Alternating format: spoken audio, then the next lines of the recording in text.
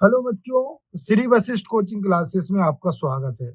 अध्याय 6 का प्रश्न क्रमांक 6 क्या है बच्चों?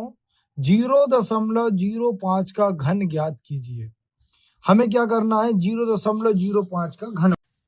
तो हमें 0.5 का घन बताना है। ऐसा तो भाई घन मतलब कितनी बार गुणा करना पड़ेगा? इसका 3 बार गुणा करना पड़ेगा। कर दो।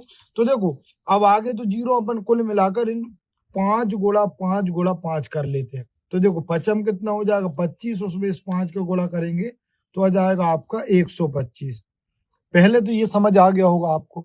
अब देखो कितने अंक के बाद दशमलव है? 1 2 3 4 5 6।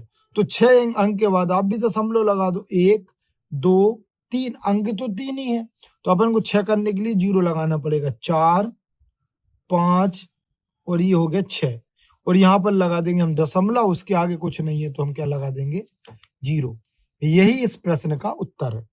क्या करना है? 0.05 का हमें बताना। तो देखो 5 × 5 × 5 हो जाएगा 125। 1 2 3 4 5 टोटल 6 अंक के बाद दशमलव है, तो 1 2 3 इसे 125 को लिख दिया, फिर 4 5 6।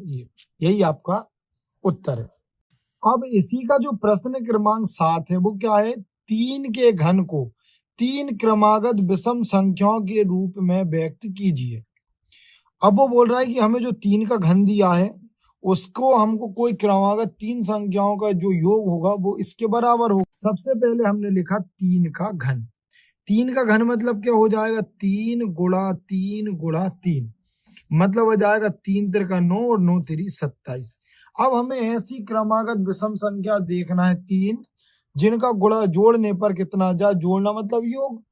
तो हम पहले विषम संख्या लिख लेते हैं। पहली विषम संख्या है 1 3 5 7 9 11 13 15 17 19 1 डैश डैश डैश।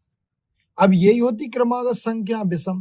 अब वो बोल रहा है ऐसी कौन सी 3 संख्याओं का हम चुनाव करें कि जिनका योग करने पर 3 का घन आ जाए, मतलब 27 आ जाए। तो देखो वो संख्या आप ध्यान से देखोगे तो आपको दिखेंगी। कौन सी है? देखो एक तो 7 है, एक 9 है और एक आपकी 11 है।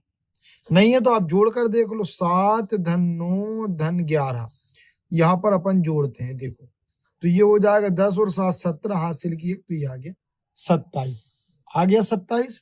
मतलब वह संख्या अपनी कौन कौन सी होंगी? तो आपके आंसर में लिख देना है आपको सीधा 7 9 और 11। यदि क्वेश्चन का आंसर आपको समझ आ रहा हो तो चैनल को लाइक करें, सब्सक्राइब करें और अपने दोस्तों के साथ शेयर करना ना भूलें। Thank you for watching.